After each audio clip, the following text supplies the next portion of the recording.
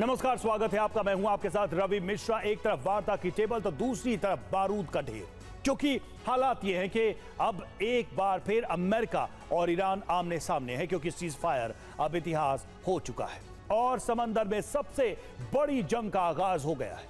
Hormuz strait अब विनाशकारी AP centre में तब्दील हो चुका है, जहां ईरान और अमेरिका की तलवारें खिंची हुई है। वहीं हैरानी की बात यह है कि एक तरफ हॉर्मुज धधक रहा है तो दूसरी तरफ वॉल स्ट्रीट के हवाले से खबर है कि अगले हफ्ते इस्लामाबाद में एक बार फिर अमेरिका और ईरान में वार्ता होने वाली है। तो सवाल बड़ा है कि क्या वार्ता सिर्फ दिखावा है या आने वाले भीषण युद्ध से पहले की ये शांति है। विस्तार से एक एक खबर आपके सामने होगी। सबसे पहले बड़ी खबर जल्द हो सकती है अमेरिका ईरान की वार्ता, जहां अगले हफ्ते ईरान अमेरिका में वार्ता संभव है। इस्लामाबाद में हो सकती है दूसरे दौर की वार्ता। वॉल स्ट्रीट जर्नल के हवाले से यह खबर है। और देखिए, ईरान को ट्रंप की बहुत बड़ी चेतावनी भी सामने आई। समझौता नहीं किया तो पछताएगा ईरान, समझौता नहीं हुआ तो ईरान की बढ़ेंगी मुश्किलें। ईरान के पास कभी भी परमाणु हथियार नहीं होगा, यह भी ट्रंप ने कहा। ईरान को समझौते की ज्यादा जरूरत। Talks are going very well, but they have to understand if it doesn't get signed, they're going to have a lot of pain. They're going to have a lot of pain. They want to sign it. I will tell you, they want to sign it a lot more than I do.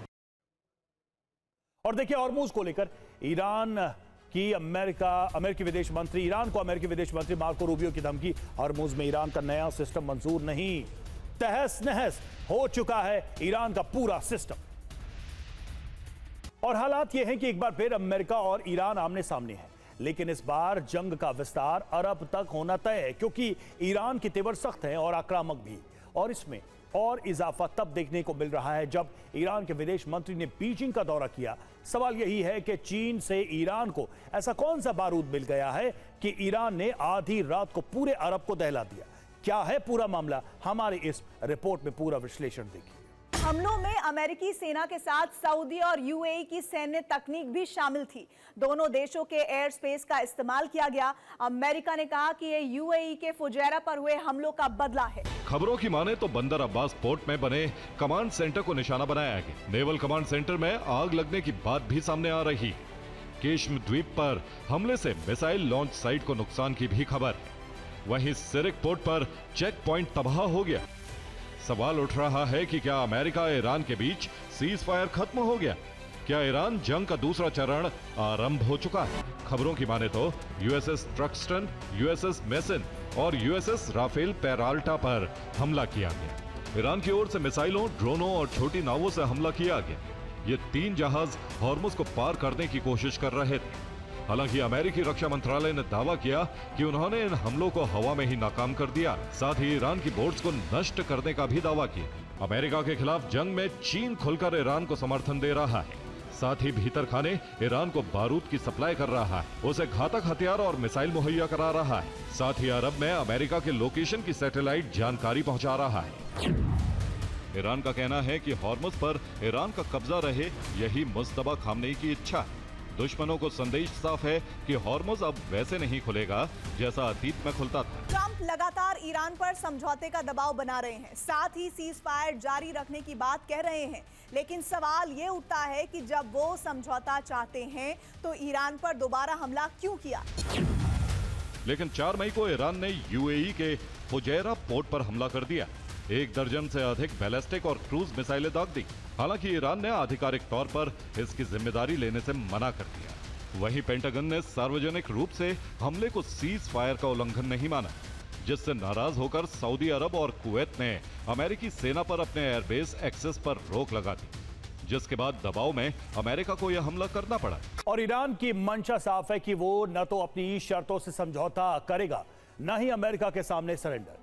यही वजह है कि Iran अब एक ऐसा जंगी चक्रव्यूह तैयार कर रहा है जिसमें अमेरिका के साथ साथ उसके सहयोगी देशों को फंसाया जा सके। सवाल है कि क्या ईरान का यह कदम दुनिया में महायुद्ध का आगाज करने वाला है? और ईरान के विदेश मंत्री अब्बास अराक्ची ने दी चेतावनी, शक्ति की परीक्षा न ले। यूएस अराक्ची ने कहा, शांति जंग से नहीं, कूटनीतिक समाधान के जरिए आएगी।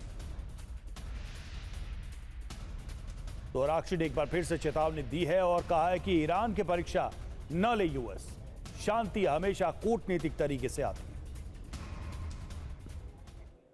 और ट्रंप की एक बार फिर ईरान को धमकी, समझौता नहीं हुआ तो ईरान में तबाही, बात नहीं मानी तो दूसरा रास्ता अपनाएंगे, ये ट्रंप ने कहा है। प्रोजेक्ट फ्रीडम प्लस फिर शुरू होगा। और अब बात ट्रंप के उस षड्यंत्र की जिसके जरिए अमेरिका ईरान में एटमी परीक्षण कर सकता है। दरअसल अमेरिका ने ईरान के आसपास ऐसे हथियारों को भेजा है जो अब निर्माण की प्रक्रिया में हैं और जिनकी किसी भी फ्रंट पर न तो तैनाती हुई है न ही किसी युद्ध में इस्तेमाल हुआ है। सवाल यही है कि आखिर ट्रंप ने नए हथियारों को ईरान के पास क्यों भेज दिया? क्या ट्रंप इनसे ईरान पर हमला कर घातक हथियारों का परीक्षण करने जा रहे हैं? एक तरफ अमेरिका बातचीत कर रहा है तो दूसरी तरफ बड़े हमले की तैयारी में भी है।